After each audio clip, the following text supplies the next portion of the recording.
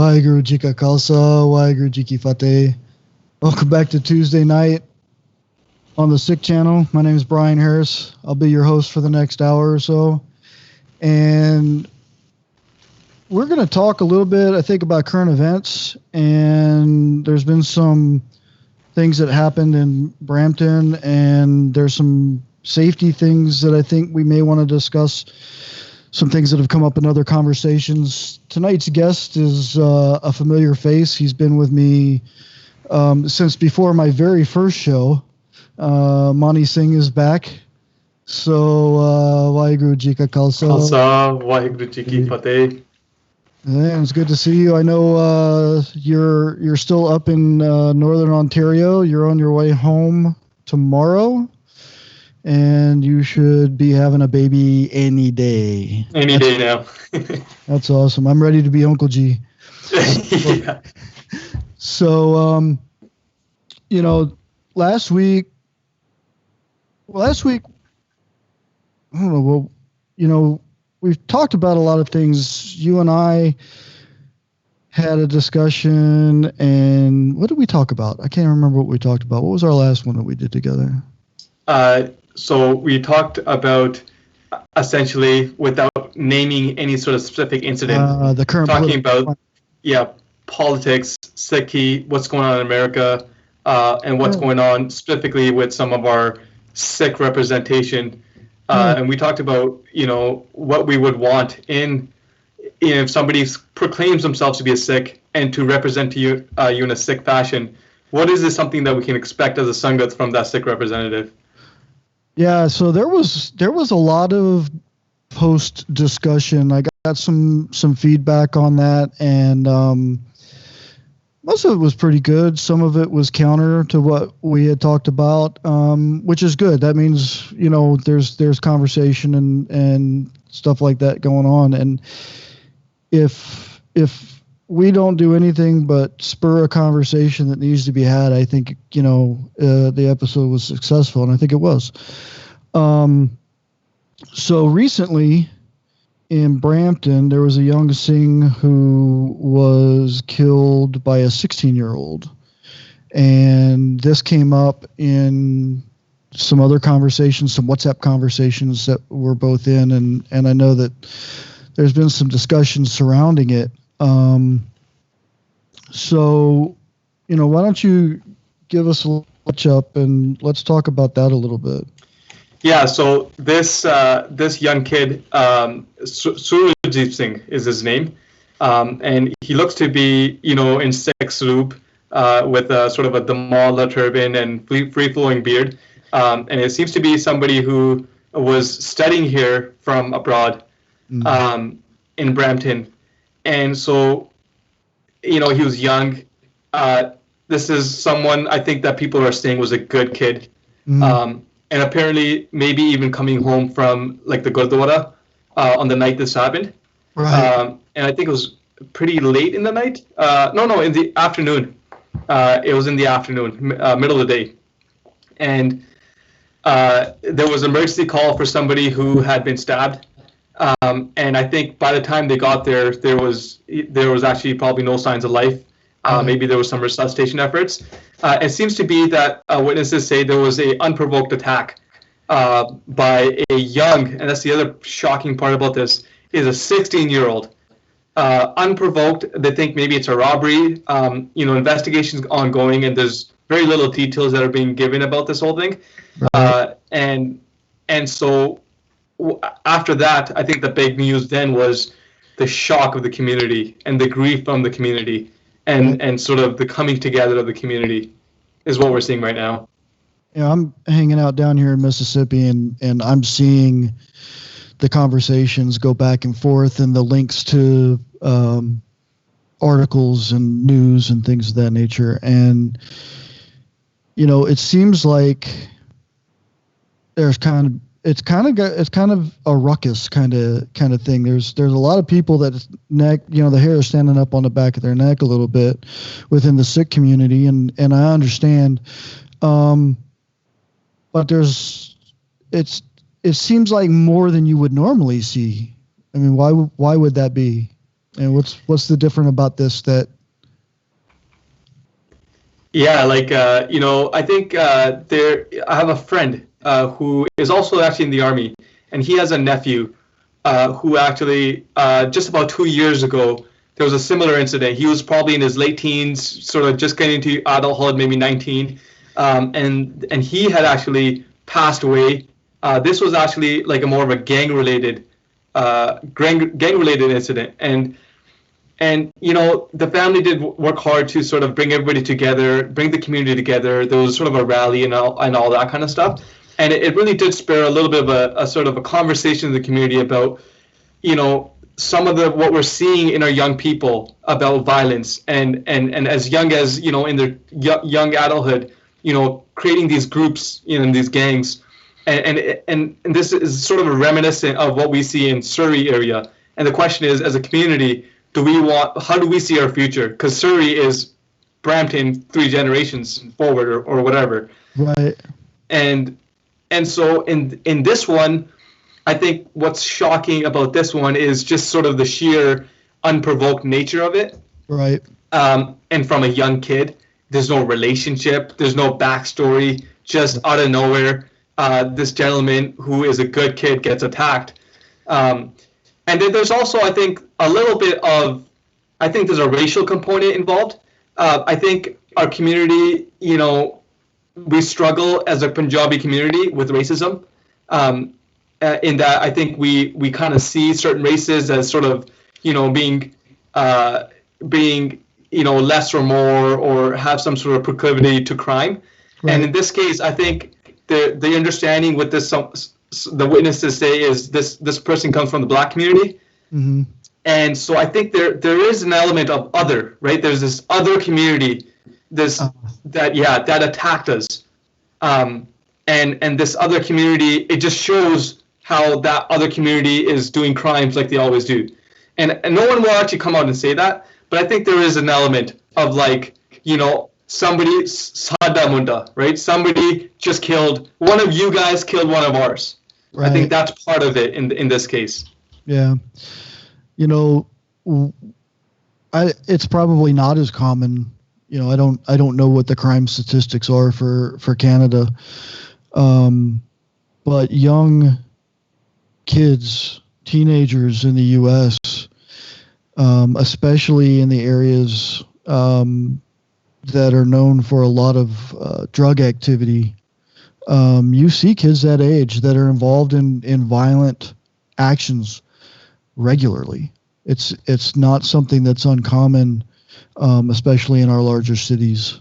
And for those that are listening that aren't aware, don't know where Brampton is a really close suburb of Toronto, right by the airport. So if you fly into Toronto, that Brampton, Mississauga area is right there.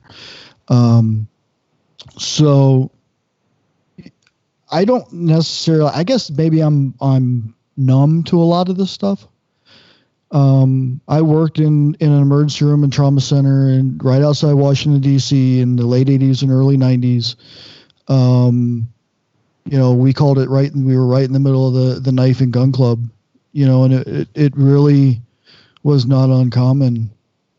You work in an emergency room that's got a patient census of 300 or better a day, you're busy. And I think even to this day, I'm still numb from a lot of that.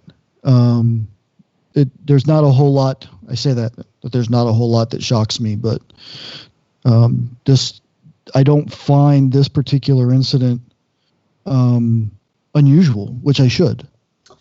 I think, Brian, like I would say, I can feel that too, where having worked in our local emergency department for a number of years, and I think you kind of get, like you said, numb to it. Like, it's just like, oh, here's another one. Yeah.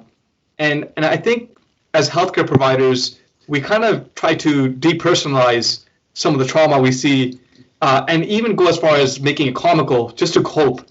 Oh yeah. If you personalize it too much. Humor. Yeah. And I think it's, if you, as a community member, when you kind of see it as like your own, that's when it's different. Yeah, no, and I agree, and I think maybe if I were closer to the Sungit, in Toronto, and I probably would have been. I may be calling for the same thing. I don't know. I'm not there, but I can see where the community would rally around it. But I still think if we look at, well, that community did this to our community, we're still missing ick. Yeah, yeah. We're still missing ick, and that's unfortunate. And and I see it's going to end up being, when this is over, a double tragedy. We have a young Singh that's lost his life, and we've got a 16-year-old member of the Toronto community that's going to go to prison. And so I don't know what the justice system is like here, but if it were down here in the States, guy's going to do life. And that's unfortunate. It's unfortunate that we have to watch young men and women do that. I mean, I've got an 18-year-old right now that's decided she wants to go out and experience life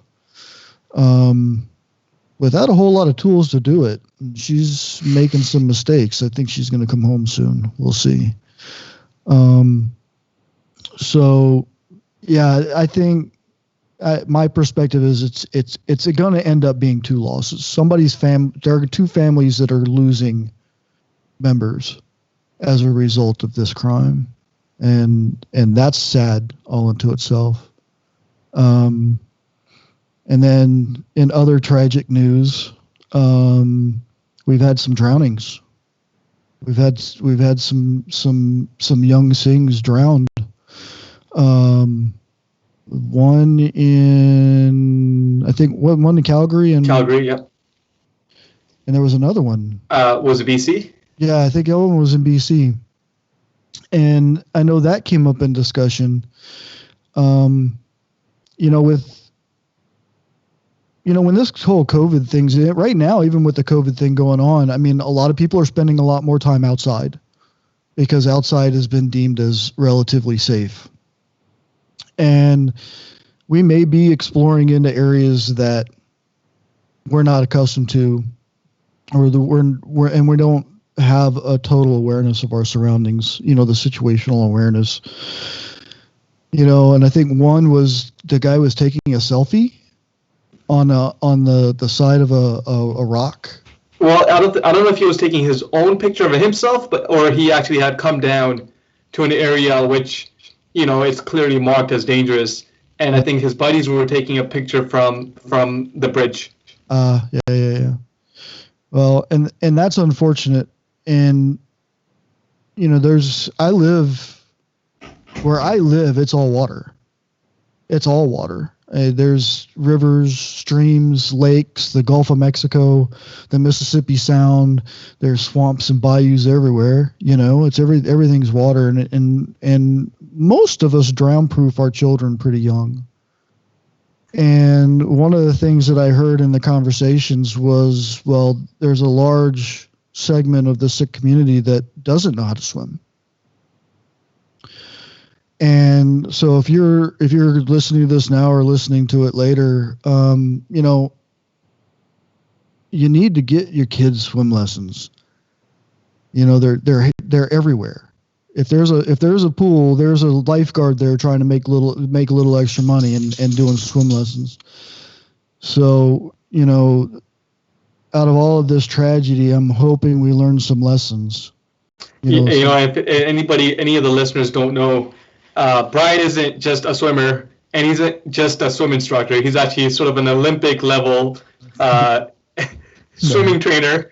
I was a coach. Definitely a coach, and not the Olympic team, but he is coaching people that are going, competing for the Olympics.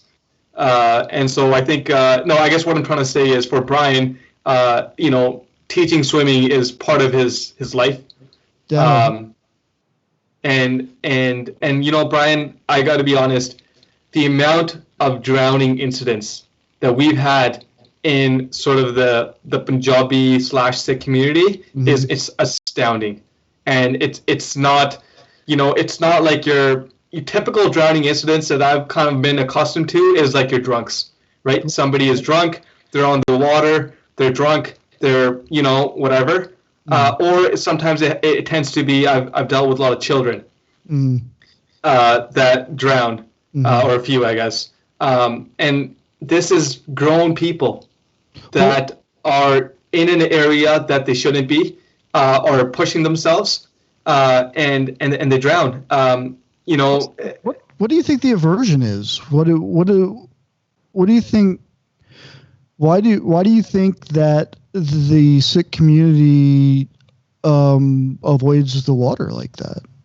Well, I don't know if it's avoid the water, because clearly there's an affliction to it. Like it's actually a pretty big pastime for people around the Brampton area to go out to sort of a beach or a lake. And I don't know if you know the geography of Ontario, but Ontario is just completely littered with lakes. Once you leave sort of the formerly wetland area that we're in, sort of the southeastern area, which is the Toronto area. Once you leave that area, it's just lakes everywhere, and so it's a pretty big draw in Ontario to hit the water in some sort of way. I think the bigger question is, why doesn't our community know swimming? Why is swimming lessons not a thing? And I think we had a discussion about that in sort of the Singh circle group that we're in. Talking about the historical aspect of Sikhs and learning, and it's kind of a literacy, learning how to swim. Yeah, there's, I think, Bhai Gursev Singh was the one who said that, swimming was part of, the Khalsa training early on, that horseback riding, fighting, and swimming. And, if you look at it from that historical perspective, that may be something that we've gotten away from for whatever reason. I drown-proofed my kids real early, but I'm able to do that. I have that knowledge, and none of my kids really became competitive swimmers, but they all knew how to swim very well. By the time they were 10, 11, 12 years old, they were swimming pretty good. I mean, I started swim lessons when I was a kid. I think there's pictures of me in my first swim lessons when I was like 4. So, I don't think this is, I would encourage everybody to think about where they're at, what they're doing. If you are an adult and you don't know how to swim, find some adult swim lessons. And if you are parents of children that don't know how to swim or have no exposure to the water or not have been drown-proofed, that should become a priority, especially if you live in an area with a lot of water. Especially, we have drownings down here. Like I said, we have a lot of water, but I think most of our drownings are due to accidents, same as what you're accustomed to seeing, and not necessarily for a lack of knowledge. So alcohol being probably a big one. Alcohol and boats are big down here. Boats. Yeah, alcohol and boats are a fun one, but that's if anybody really cares about anything I say, please take that to heart. Teach your kids how to swim. And if you don't know how to swim yourself, find some adult swim lessons. The drown-proofing piece can happen relatively quickly. Proficient swimming, that takes a little while. But drown-proofing, it doesn't require a whole lot of training. You can get it done, in 3 or 4 weekends. An hour and a half a day for 2 or 3 weekends, and you can be drown-proofed enough that if you were to fall into the water, you wouldn't drown. And by accident. So it's unfortunate that these tragedies are happening, and they're popping up on my feed down here. I'm seeing them. So what else is going on in your world? You're getting ready to have a baby, and that's good. I apologize. My voice is probably nasally. We just had Tropical Storm Marco blow past us, and it always carries like foreign dust and pollen and anything that it brings with it. And every storm that comes in here, my sinuses go crazy because of the allergies. So I've got that going on right now. It's not COVID. So you should still got tested though. Nah, I'm breathing. I'm good. I take my Motrin. I mean, military medicine. Change your socks. Take your Motrin. You're good, right? Water. Drink some water. Yeah, I gotta drink more water. Yeah, I saw a call talk came down and basically banished the NKJ in the UK. Okay. And I'm not schooled or versed enough in that to really talk too much to it, but you have to have done something pretty critical for the call talk it to come down and say you can't invite them to your Gurdwara, you can't watch their videos, you can't share their videos, you can't. I mean, that's pretty extreme. Yeah, and it's interesting because if you just look at this in the perspective of unity of the month, and this isn't any, especially the Tadriyamwala movement is not a fringe movement. It is very mainstream, and so you have probably just shunned a good percentage of the Sikh population and ousted them, and you created an opportunity for division. Brian, I don't know if you follow this close enough, but one thing that you may have to know about the Sikh community and what's unique about the Sikh community in 2020 now is that we have two Akal Takht Jathedars. Believe it or not, we have the official one that actually sits at the Akal Takht. I think his name is Harpreet Singh, and he is the way the British left India is through the creation of the SGBC and the Akal Takht Jathedar. The system was so that it has to be vetted by the government of the time. And so believe it or not. Oh yes. Okay. So it's time for a little education on how our Akal Takht, the timeless seat, are thrown to the Sikh people, is actually not free. It is not free of influence. It is actually extremely influenced by the political government of the time, including what they say. And this has been a big sticking point for the Sikh community for a long time, where every time we have a situation where we want our leader to speak and speak boldly, we find that they don't.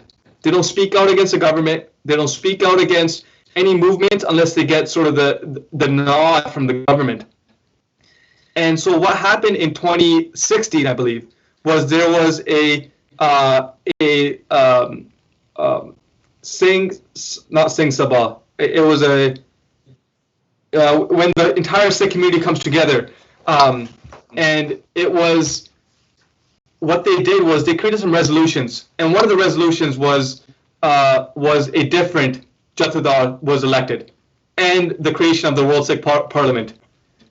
And so what we now have is I'm not sure how they kind of differentiate their names, but we have sort of the unofficial Akal Takht Jathedar that was chosen by the what do I call it? Not the Singh Sabha, but I'll get to the name.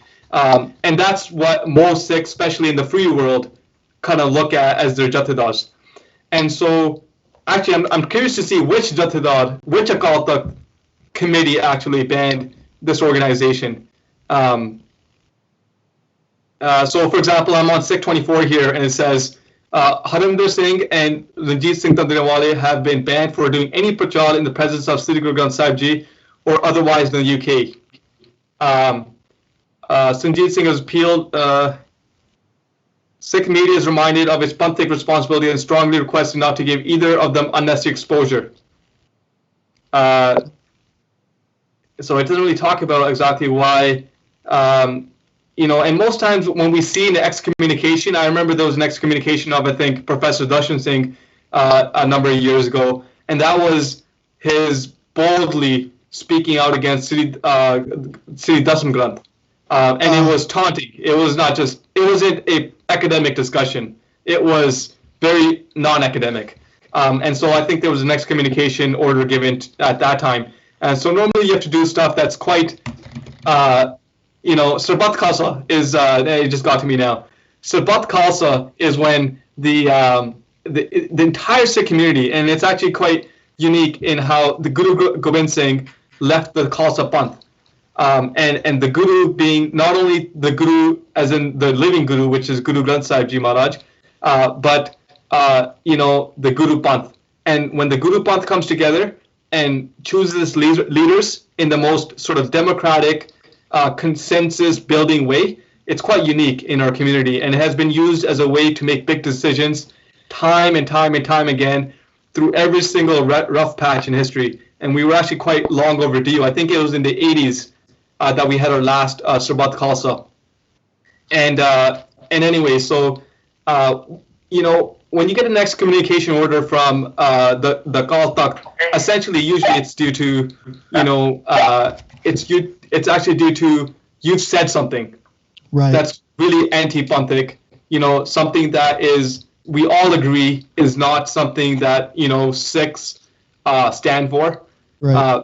You tend to see stuff like that. I know Nirvad called Nirvad Khalsa Jatha, I think, or something is they're named. Yeah. One of their big things was their leader, which is I don't remember his name there, but there was lots of controversy around him, and sort of sexual exploitation of his Jatha. This was, believe it or not, this is something that some Singhs came out and sort of put some testimony out there, and that was actually a couple of years ago. I think his name is Harinder Singh. I'm not sure what the current the reasons for the excommunication is. Yeah, we've got a question. That's awesome. Do you have a sense that we have veered away from martial training because of internal pressure? In parentheses, it says of not seen as close to a Sikh homeland, external caricature of what the martial spirit represents. And, I read a lot. I try to watch a lot of what's going on and keep up with what's going on. And I don't think it's just the Sikh community that's gotten away from martial training. I think as a rule, unless you're into the MMA thing or whatever, or you're going to try and do it professionally, I think we've gotten away from martial training all the way around.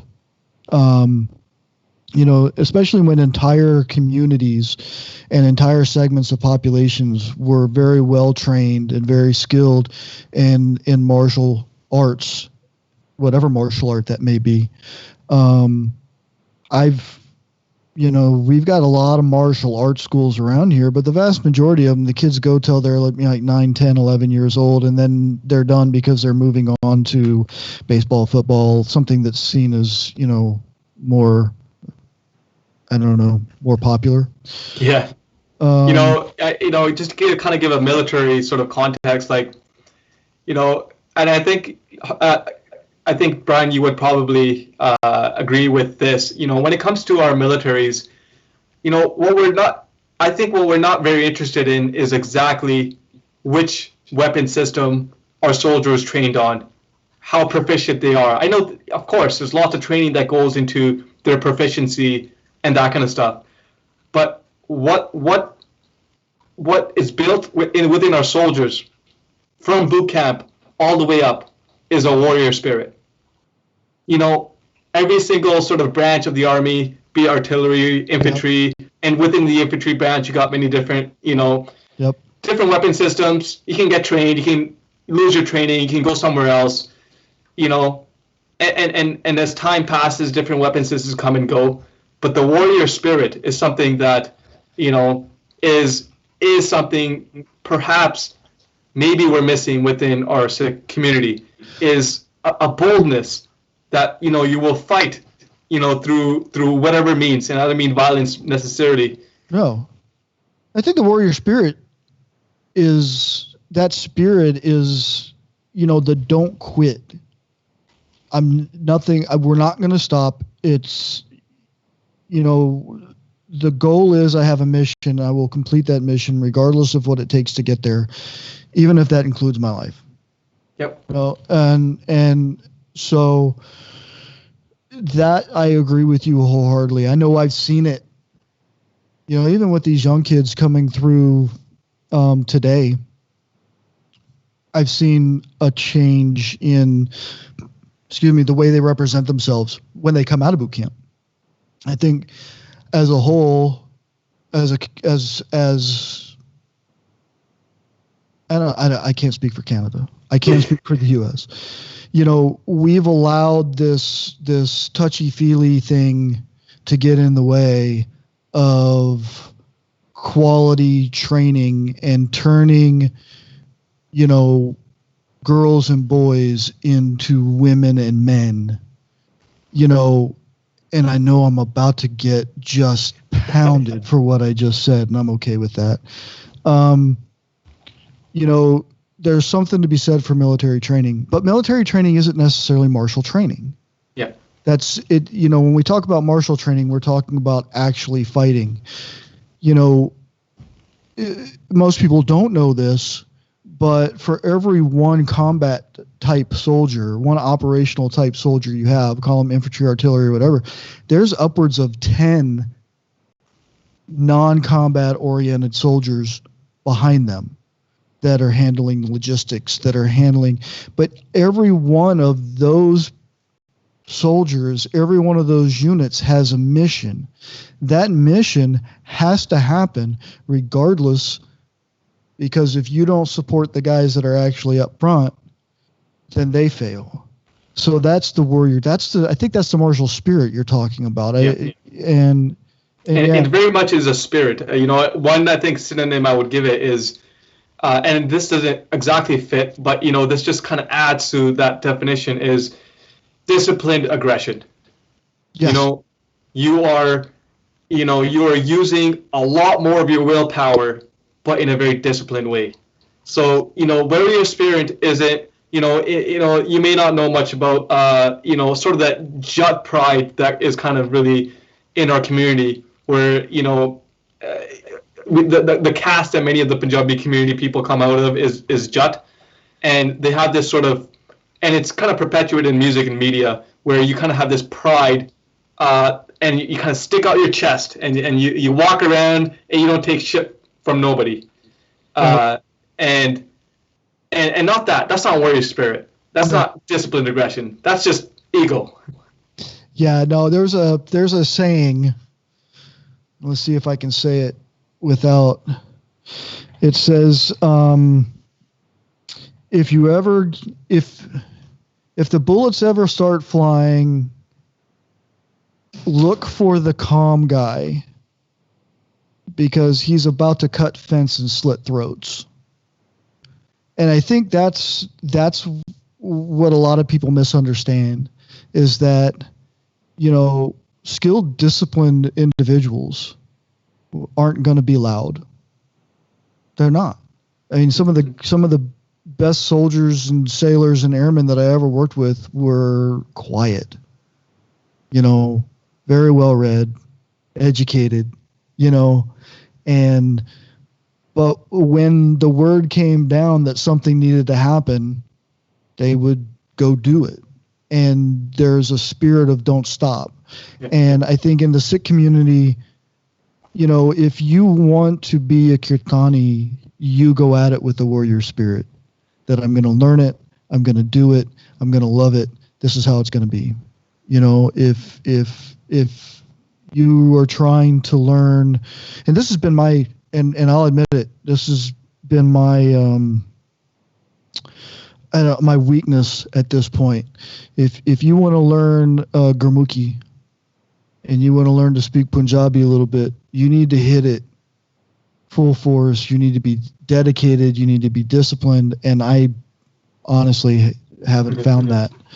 And I need to, I just haven't. And so, you know, we all have our levels of dedication, but the warrior spirit doesn't require you to pick up a shastra. It doesn't require you to pick up necessarily. It might, not necessarily. It might. You should be ready to if you need to. And you know, there's a lot of Gurbani that talks about what a warrior is, and Gurbani has an even more unique take on you know the Sudha, you know, the Sood Bead, you know, and talking about how the warrior is a warrior on both planes, the spiritual plane, and once you become a warrior on the spiritual plane, you're already ready for the physical plane.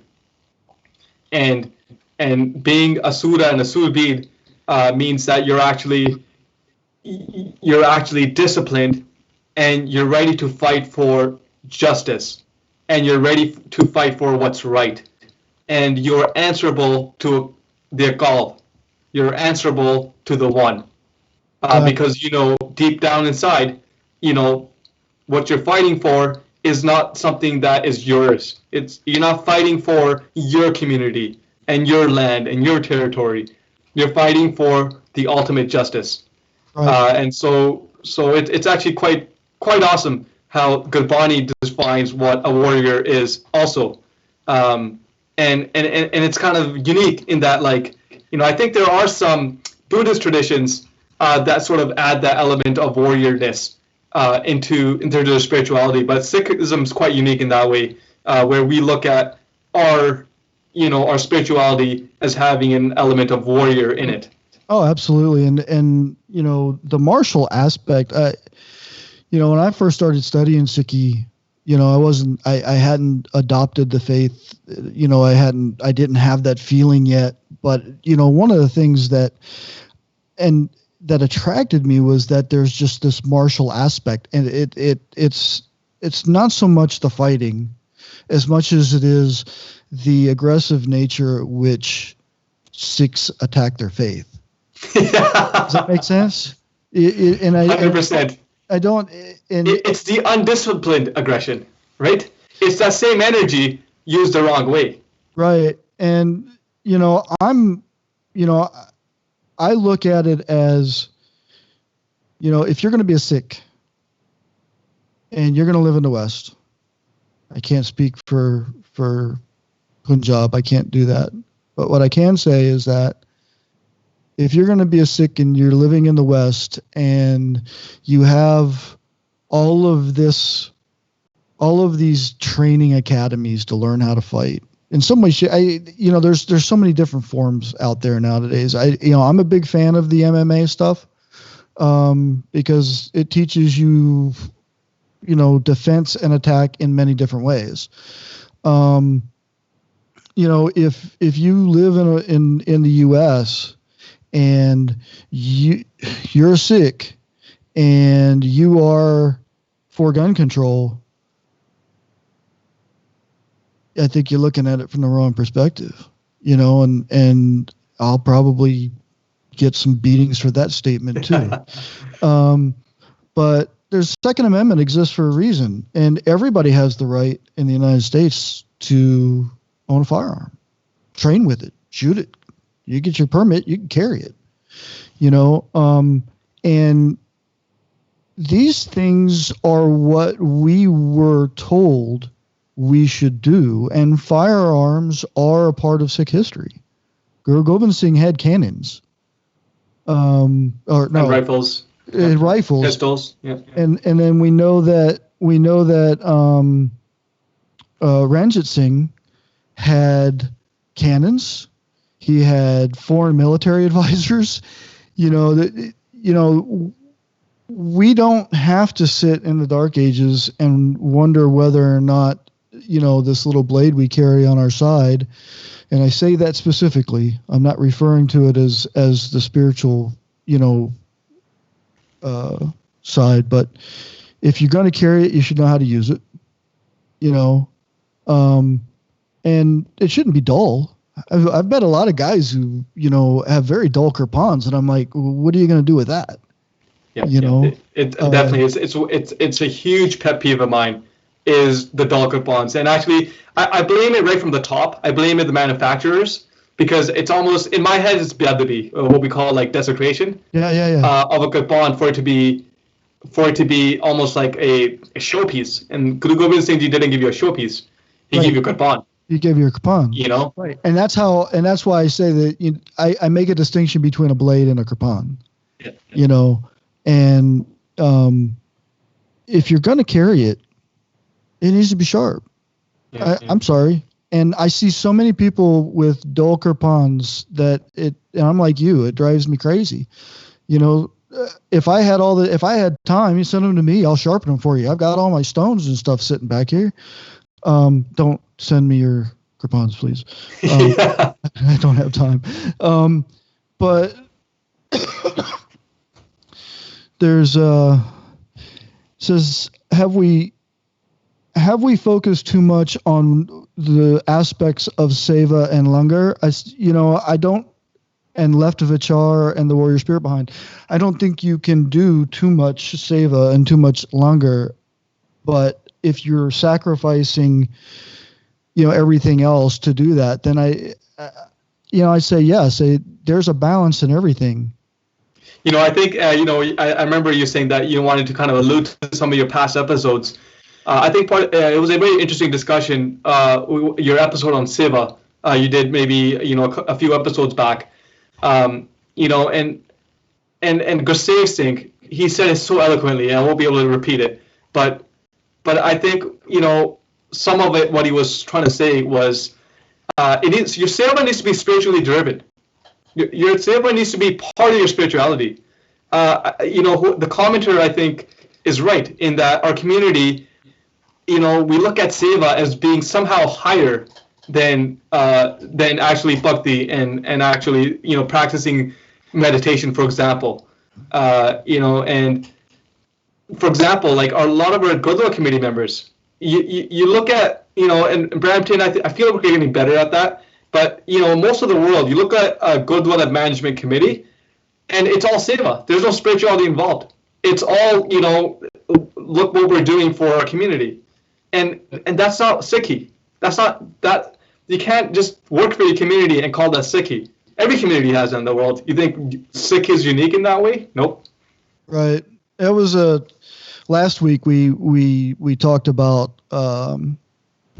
seva, taking seva outside the walls of the Gurdwara and moving it into the community, and it was in the aspect that we don't have to advertise ourselves. We don't have to proselytize. We don't have to do that. We just have to be Sikhs. We just have to be Sikh. You have to be.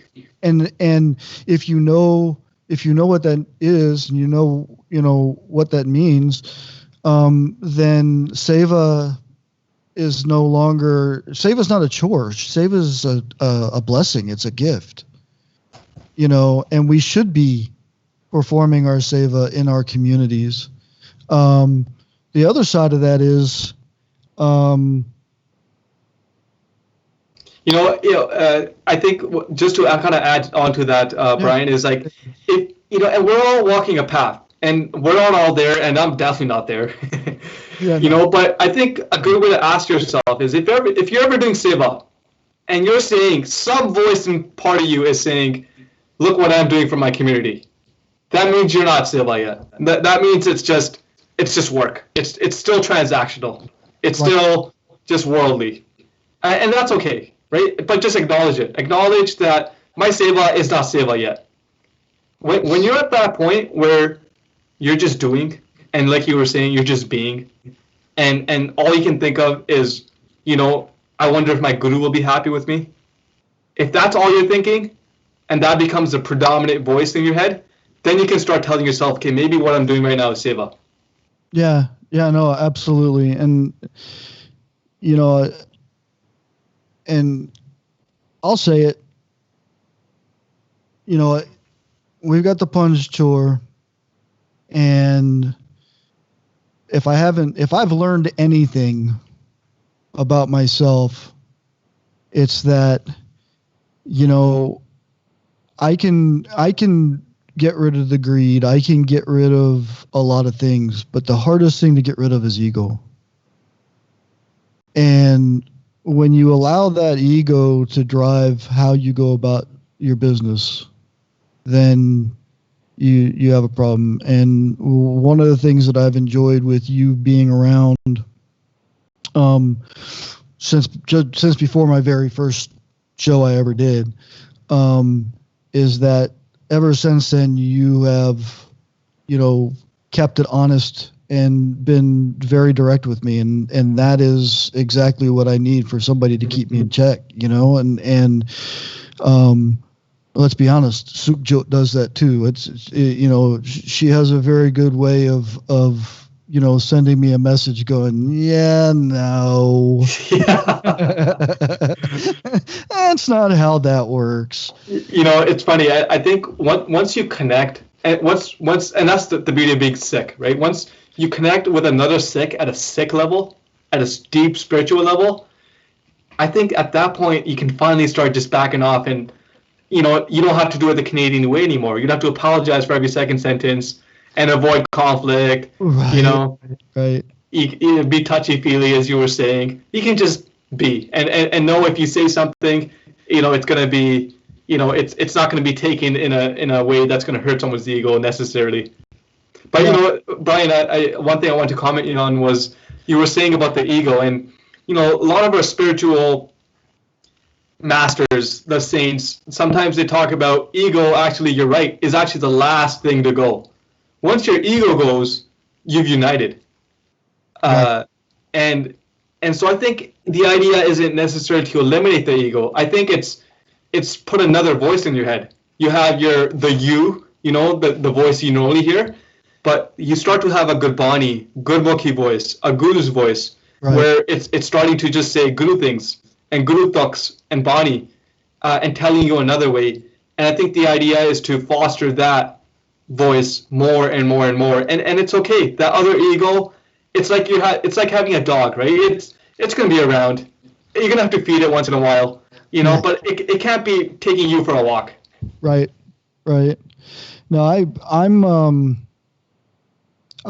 you know, I would really, you know, people are watching. Last week was, I don't know, we had 1,300 people watching at one point, and you and I, we had 1,000 people watching at one point or something like that. And you know, the podcast is getting some downloads and people are listening. You know, don't I don't want anybody who's listening to worry about hurting my feelings. If you, you know, please leave a comment. You know, please leave a comment. Please shoot, you know, an email. You know, whatever it takes. If you have something to say, please. You know, I want to hear it. I think, you know, I know Money wants to hear it. Especially if it's critical, because he'll throw it back at me. It's pretty awesome. So, you know, don't. If you're six for gun control, put it in the comments. You know, plead your case. Please plead your case. It does not make sense to me. But you know, my yeah, it's been an interesting couple weeks with the Democratic National Convention and the Republican National Convention going on right now. My Facebook feed is just, you know, fun right now. So yeah, I think we got what, 4 minutes left. Yeah, I think, you know, I know tonight wasn't really driven around a single idea. But I think it's important that we have these conversations, that we talk about the current events in our areas, and that we open up these conversations. And, you know, trying to figure out how to be safe. How do we protect our community? Let's be honest. As much as having, martial training and as much as having that martial spirit. And swimming training. Military will tell you that although there is inherent risk to everything that we do, you need the risk manage, and learning to swim is one of those risk management criteria that I think we as a community have missed. And so, please take a look at that. And, I will help. If you leave a comment and you don't know where to go, or you don't think you have any place in your area that has anybody that teaches swimming or can do that kind of thing, let me know. If you're in the U.S., if there's a pool, there's a lifeguard somewhere wanting to make a little extra money. And, that's most of the lifeguards do have that training to do the drown proofing and the initial swim training for kids. So knock that out. If you're an adult and you don't want to go through a kid's, learning course, there's plenty of adult swim lessons out there. I've taught them. Find a triathlon group somewhere. There's triathlon clubs all over the place, master swimming clubs all over the place. Find them. Somebody will help you out. Please, pay attention to your community. Look at what's going on and take care of each other. And I would say, become leaders in your own community. Oh, absolutely. Don't look to the politicians. Politicians always have an agenda. Doesn't matter how great they are. They have their own agenda. And while it's nice having them around, if they're leading you, I think there's a problem there. I think at best they should represent you at the parliament, and they tend to be a happy, smiley face. So they're not bad people to have around, but they shouldn't be leading you. You should be leading yourself. You should be leading your neighborhood, and leading each other and asking questions and creating debates and then hugging after. Just like, me and Brian sometimes have our chats, and then we go at it, and then say pate. Yeah. So Joe says, what is our community is an important question. Our community is our community. I mean, it's SIKH. Yeah, Do what you can I said this before, and, it comes up in politics, but, all politics are local. Your next door neighbor is your community. Your neighborhood you live in is your community. The city you live in is your community, and the world is your community.